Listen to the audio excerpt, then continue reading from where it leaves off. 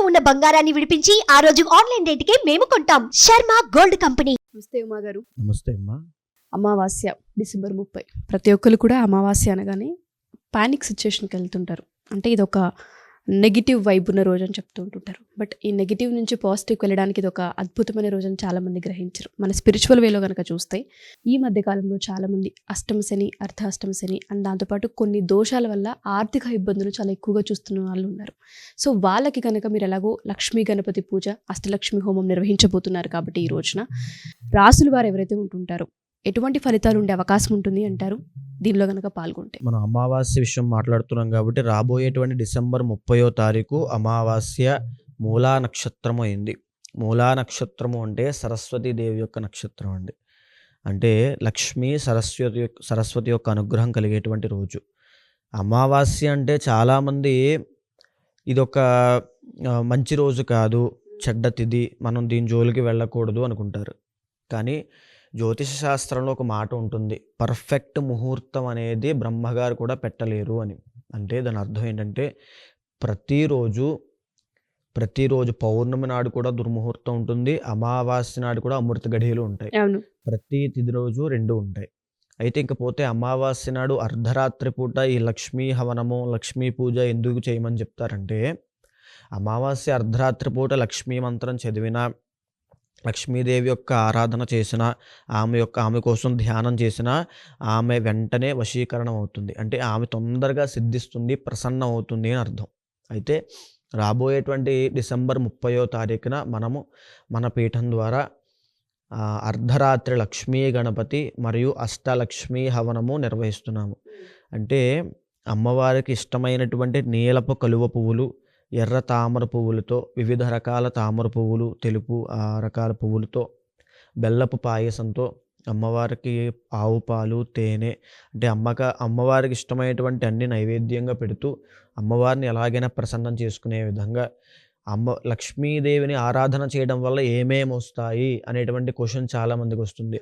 కేవలం డబ్బు డబ్బు డబ్బు ఇది మాత్రమే కాదు, ధనయోగం పడుతుంది, స్వర్ణయోగం పడుతుంది. అంటే ఎవరికైనా బంగారం కొనుక్కునేటువంటి కోరిక చాలామందికి ఉంటుంది. బంగారం అంటే అందరూ ఇష్టపడతారు. ఆ బంగారం లభించేటువంటి యోగమైన, ధనయోగమైన, వాహన సౌఖ్యయోగము, వాహనాలు కావాలి, నాకు ఒక పరివారం కావాలి, నేను ఒక స్థాయిలో ఉండాలి అనేటువంటి కోరిక కూడా చాలామందికి ఉంటుంది. వాళ్ళకైనా కుటుంబ సౌఖ్యము, భూలాభము, అంటే ఇంట్లో ఉండేటువంటి ప్రతి సమస్య తొలగిపోతుంది. ఇప్పుడు ఇంట్లో మన దగ్గర ఒక 10,000 కోట్లు లేకపోవచ్చండి, తల్లి తండ్రి ఉన్నటువంటి భార్య పిల్లలు అందరూ ఆరోగ్యంగా నవ్వుతూ తిరుగుతున్నారు అనుకోండి, అదే ఐశ్వర్యము. దాన్నే ఐశ్వర్యము అంటారు. ఆ ఐశ్వర్యాన్ని ప్రసాదించే వాళ్ళు ఇద్దరు, ఒకటి మహాదేవుడు అంటే శివుడు, రెండు లక్ష్మీదేవి. ఆ లక్ష్మీదేవి తొందరగా ప్రసన్నమయ్యేటువంటి రోజే అమావాస్య, పౌర్ణమి. ముఖ్యంగా అమావాస్య అర్ధరాత్రి చేయడం వల్ల తీరని సమస్యలు ఏమైనా ఉన్నా, అంటే ఎప్పటి నుంచో మేము ఇలా అప్పుల్లోనే ఉన్నామండి, మా బ్రతుకింతే, మా జీవితాలు ఇంతే, మాకు ఇంకా దేవుడు కరుణించడు అనే వాళ్ళకి కూడా అమావాస్య అర్ధరాత్రి పూట చేయడం వల్ల అపారమైన అద్భుత యోగాలు సిద్ధిస్తాయి. అంటే వీళ్ళు చేసేటువంటి ప్రయత్నానికి విశ్వము, ఆ దైవశక్తి 10 రెట్లు ఫలితాన్ని ఇస్తుంది. ఆ పాజిటివ్ ఎనర్జీ అలా సిద్ధిస్తూ ఉంటుంది. అయితే ఏ రాశులు వాళ్ళు చేసుకోవాలి? ఇప్పటి వరకు మేషరాశి వాళ్ళకి ఎలాంటి సమస్య లేదు. కానీ మార్చి 30 తరువాత నుంచి వీళ్ళకి ఏలినాటి శని ప్రారంభం కాబోతోంది. జ్యోతిష శాస్త్రంలో మనం ఎప్పుడు జాతకం చూసినా లేదా ఎవరికి జాతకం చెప్పినా కేవలం జాగ్రత్త పడడం కోసం మాత్రమే చెప్తాం. సో ఇలా ఉండబోతోంది, ఈ రకమైన ఫైనాన్షియల్ మేనేజ్మెంట్ చేసుకోండి అని. మేషరాశి వాళ్ళు అశ్విని, భరణి, కృత్తిక 1వ పాదం వరకు ఉన్నటువంటి మేషరాశి వాళ్ళు తప్పకుండా ఈ అమావాస్య పూట అర్ధరాత్రి మహాలక్ష్మి హవనంలో పాల్గొనండి.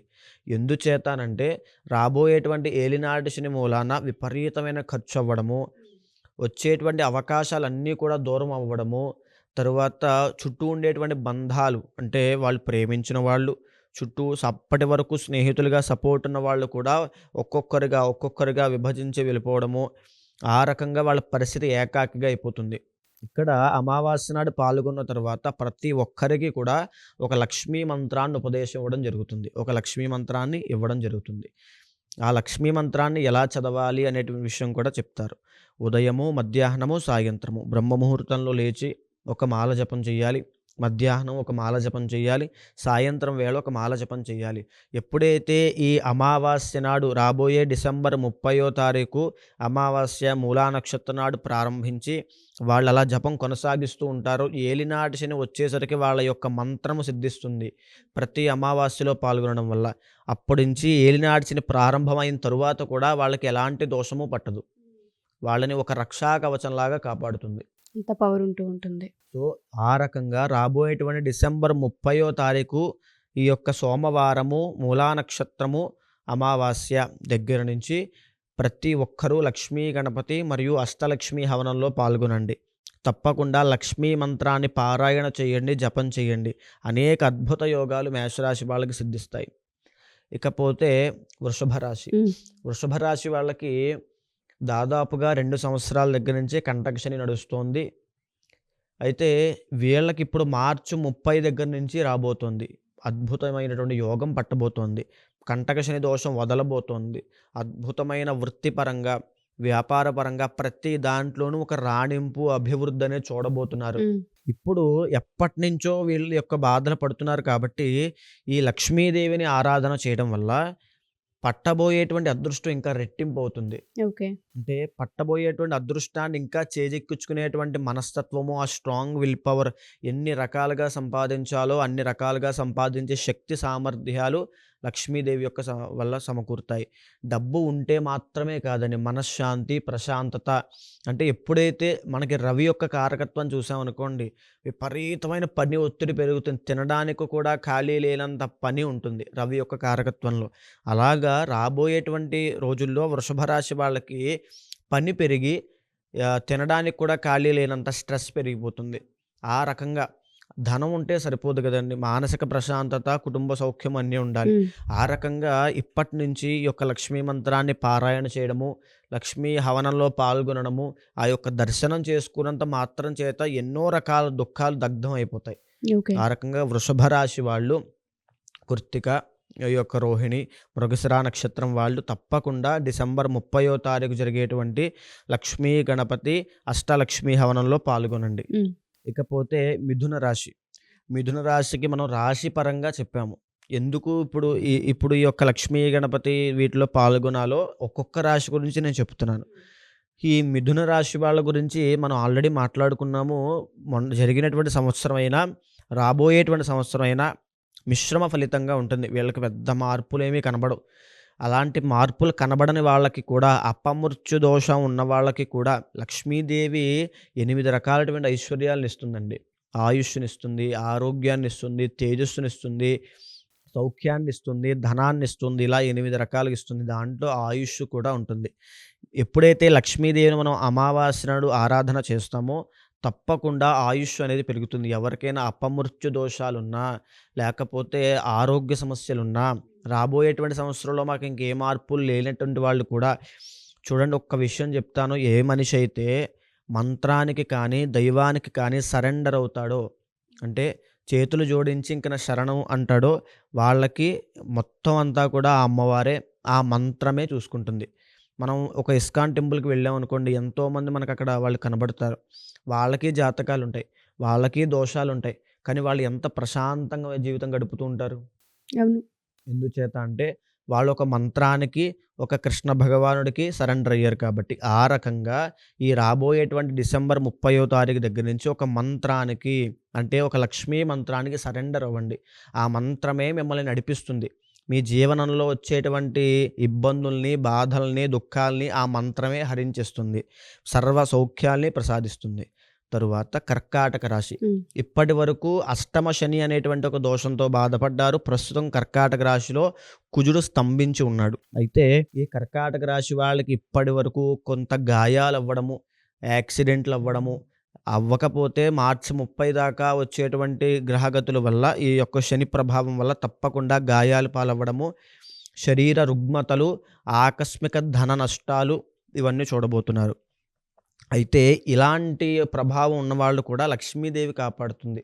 మనం ఎప్పుడైనా సరే గృహస్థాశ్రమము అంటే పెళ్లి చేసుకోవాలి, పిల్లల్ని కనాలి, లేకపోతే ఇంకా వగైరా వగైరా కోరికలు ఉన్నప్పుడు చా ఏ దేవతను ఆరాధన చేయాలి అంటే సాత్వికమైన దేవతల్ని ఆరాధన చేయాలి.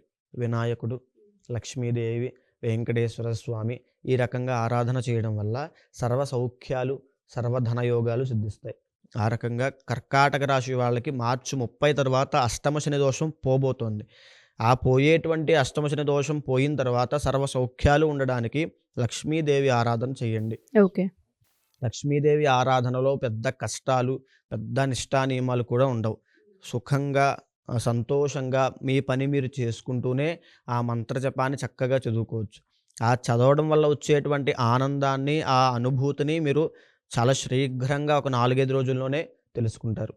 ఇకపోతే సింహరాశి. సింహరాశి వాళ్ళకి అష్టమ శని మార్చి 30తో ప్రారంభం కాబోతోంది. ఎందుకు శని రిలేటెడ్ చెప్తున్నానంటే దుఃఖాలు, కష్టాలు, బాధలు అవి కర్మ వల్ల సంభవించినప్పటికీ కూడా అవన్నీ పడేటువంటి రోజులు శని యొక్క అంతర్దశలోనే, శని యొక్క దృష్టి ఉన్నప్పుడే.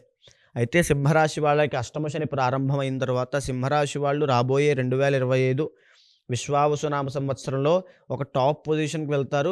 అదేవిధంగా డౌన్ఫాల్ కూడా ఉంటుందని మనం చెప్పుకున్నాం. అయితే ఈ సింహరాశి వాళ్ళు లక్ష్మీ యొక్క ఆరాధన చేయడం వల్ల, అమావాస్య అర్ధరాత్రి పూట లక్ష్మీ యొక్క ఆరాధన చేయడం వల్ల, మన యొక్క హవనంలో పాల్గొనడం వల్ల వాళ్ళకి ఎలాంటి రిజల్ట్స్ ఉంటాయి సింహరాశి వాళ్ళకంటే ఆ బ్యాలెన్స్ అనేది కనబడుతుంది. సింహరాశి వాళ్ళకి వచ్చినటువంటి అదృష్టము నిలబెట్టుకునేటువంటి సామర్థ్యాన్ని లక్ష్మీదేవి ఇస్తుంది. ఓకే. లక్ష్మి ఎప్పుడూ కూడా మనకి ఏది కావాలో దానికి మించిస్తుంది. మనకి ఏది అవసరమో దానికి మించిస్తుంది. ఒక ధనమైన, ఒక సుఖమైన, ఒక సౌఖ్యమైన, ఒక ఆనందమైన, ఒక ప్రశాంతతైన, అంటే మనం పెద్దగా కష్టపడాల్సిన అవసరం ఉండదు. అలాంటి తత్వమే లక్ష్మీ తత్వం. ముఖంలో ఒక వర్చస్సు, ఒక అట్రాక్షన్ పవర్ వస్తుంది, ఒక జన వశీకరణము, ఒక సభా వశీకరణము, అలాగ ఒక లీడర్షిప్ క్వాలిటీస్ అయినా, ఒక పొలిటీషియన్ అయినా, ప్రతి పొలిటీషియన్కి ఒక వశీకరణం కావాలి. జనాలు వశీకరణం అవ్వాలి. అప్పుడే ఆయనకి ఆ యొక్క లీడర్ అనేటువంటి నాయకత్వ లక్షణాలు వస్తాయి. అలాంటి వశీకరణమైన లక్ష్మీదేవి ప్రసాదిస్తుంది. కాబట్టి సింహరాశి వాళ్ళు కూడా ప్రతి రాశి వారికి ఇలా ఎందుకు చెప్తున్నానంటే వారి వారి యొక్క స్థితి బట్టి వాళ్ళు చేసుకోవాలి అని గుర్తు చేయడం కోసం చెప్తున్నాను. ఓకే. ఇకపోతే కన్యారాశి వాళ్ళు. కన్యారాశి వాళ్ళకి స్వల్ప అనారోగ్య సమస్యలు అనేటివి కనబడుతున్నాయి. నడిచేటువంటి స్థితిలో అవ్వచ్చు, 2025లో కూడా అనారోగ్య సమస్యలు అనేటివి కనబడుతున్నాయి. ఈ అనారోగ్య సమస్యల నుంచి బయటపడడానికైనా ఇందాక నేను చెప్పాను అష్టలక్ష్మి వల్ల 8 రకాలైనటువంటి బెనిఫిట్స్ వస్తాయి. అందులో ఆరోగ్యం కూడా ఉంటుంది అని. ఆ ఆరోగ్యం కోసమైనా, లేదా చాలామంది కన్యారాశి వాళ్ళు నిత్య జీవనంలో కొంచెం ఇబ్బంది పడుతుంటారు, మాటలు పడుతూ ఉంటారు, అపనిందల పాలవుతూ ఉంటారు, బ్లేమ్ అవ్వడం అంటారు. ఆ బ్లేమ్ అయ్యేటువంటి స్థితి నుంచి బయటపడ్డము, ఎగ్జాక్ట్గా ఒక గుర్తింపు, ఒక ఐడెంటిటీ అనేది ఉండదు నడిచేటువంటి గతి వల్ల. తప్పు చేయకపోయినా ఏదో తప్పు చేశారు అని చెప్పి బ్లేమ్ చేస్తుంటారు. ఈ రకమైనటువంటి ప్రభావం వల్ల వాళ్ళు ఆ యొక్క కొంత మానసిక ఆందోళన, డిప్రెషన్ కానీ, యాంగ్జైటీ కానీ ఇలాంటివి లోనవుతుంటారు. మానసిక ప్రశాంతత లభించాలన్నా లక్ష్మీ మంత్రాన్ని చదవాలి. ఇప్పుడు ఫర్ సపోజ్ నేను మిమ్మల్ని ఒక మాట అన్నాను అనుకోండి, బాగున్నారా అని, మీరేమంటారు? బాగున్నాం. నేను ఒక భయంకరమైన బూతు మాట మాట్లాడి బాగున్నావా అంటే ఆ సౌండ్కి మీకు రియాక్షన్ అనేది కనబడుతుంది. అలాగా ఈ లక్ష్మీ మంత్రాన్ని చదవడం వల్ల ఆ మానసిక ప్రశాంతత, ఆ బాధలు పోగొట్టుకోగలను, ఆ దుఃఖాల నుంచి నేను బయట పడగలను అనేటువంటి కాన్ఫిడెన్స్ వాళ్ళలో పెరుగుతుంది. ఆడవాళ్ళైనా, మగవాళ్ళైనా, ఎవరైనా సరే ఆ శక్తి సామర్థ్యాలు, ఆ అమ్మవారి మీద ఉండేటువంటి నమ్మకము అవన్నీ పెరుగుతాయి. ఆ యొక్క విశ్వానికి కనెక్ట్ అయ్యేటువంటి విధానం పెరుగుతుంది. దేన్నైనా ఇంక నేను సాధించగలను అనేటువంటి శక్తి వస్తుంది. అది కన్యారాశి వాళ్ళకి ప్రస్తుతము చాలా అవసరం. కాబట్టి డిసెంబర్ 30వ తారీఖున జరిగేటువంటి లక్ష్మీ గణపతి మరియు అష్టలక్ష్మి హవనంలో తప్పకుండా పాల్గొనండి. లక్ష్మీ మంత్రాన్ని స్వీకరించండి. ఆ లక్ష్మీ మంత్రాన్ని ఎలా చదవాలి అనేటువంటిది మా వాళ్ళు మీకు డీటెయిల్డ్గా ఎక్స్ప్లెయిన్ చేస్తారు. చదివిన తర్వాత అపారమైన అద్భుత యోగాలు మీకు సిద్ధిస్తాయి. ఇకపోతే తులారాశి వాళ్ళకి మార్చి 30 తర్వాత, మే 15 తర్వాత చాలా మార్పులు కనబడుతున్నాయి 2025 విశ్వావసునామ సంవత్సరంలో. ఇంకా తులారాశి వాళ్ళకి చెప్పాలంటే ఒక మిశ్రమ ఫలితాలు అని చెప్పచ్చు. మిథున రాశి లాగానే మిశ్రమ ఫలితాలు. ఈ తులారాశి వాళ్ళకి అద్భుతమైన గుర్తింపు కావాలి అనుకున్నా, లేకపోతే సుఖం కావాలనుకున్నా, ఇప్పుడు ప్రస్తుతం తులారాశి వాళ్ళకి లేనటువంటిది ఏంటి అంటే సుఖం లేదు. డబ్బు ఉంటుంది, లేకపోతే ప్రతీదీ ఉంటాయి కానీ సుఖం లేదు. డబ్బులున్నాయి, ఎలా ఖర్చు పెట్టుకోవాలో తెలియనటువంటి స్థితిలో కూడా తులారాశి వాళ్ళు ఉంటారు రాబోయేటువంటి రోజుల్లో కూడా. ఇంకా ఎలాంటి సమస్య అయినా సరే లక్ష్మీదేవిని ఆరాధన చేయండి. లక్ష్మీదేవి సర్వ సౌఖ్యాలని ప్రసాదిస్తుంది. అంటే ఒక వైభవ లక్ష్మీ అమ్మవారు అవ్వచ్చు, లక్ష్మీ గణపతి అవ్వచ్చు, లేకపోతే భద్రకాళి అమ్మవారు అవ్వచ్చు.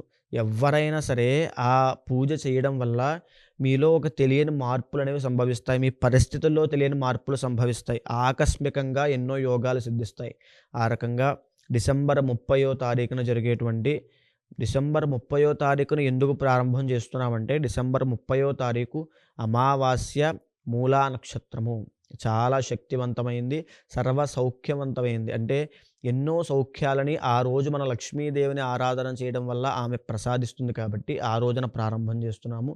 సో తప్పకుండా ఈ యొక్క ప్రతి రాశి వాళ్ళు ఈ యొక్క కార్యక్రమంలో పాల్గొనండి. డెఫినెట్గా అండి. సో మీరు చెప్పినట్టుగానే ఎవరైతే మా ఎపిసోడ్ చూస్తూ ఉంటుంటారో, సో ప్రతి రాశి వారు కూడా ఈ హోమంలో పాల్గొంటే మంత్రసిద్ధి అనేది ఒకటి ఉంటూ ఉంటుంది. మన సంకల్ప బలానికి ఎప్పుడైతే మంత్రసిద్ధి ఆడన్ అవుతూ ఉంటుందో, ఎంత నెగిటివ్ ఉన్నా ఒక పాజిటివ్ని మనం అట్రాక్ట్ చేసే అవకాశం ఉంటూ ఉంటుంది. మీకు కనుక ఫర్దర్గా డీటెయిల్స్ కావాలి అనుకున్నా, ఈ పూజలో మీరు పార్టిసిపేట్ చేయాలి అనుకున్నా, కింద స్క్రోల్ అవుతున్న కాంటాక్ట్ నెంబర్ని కాంటాక్ట్ చేయొచ్చు. థ్యాంక్ యూ ఉమా గారు. Thank you so much. నమస్తే.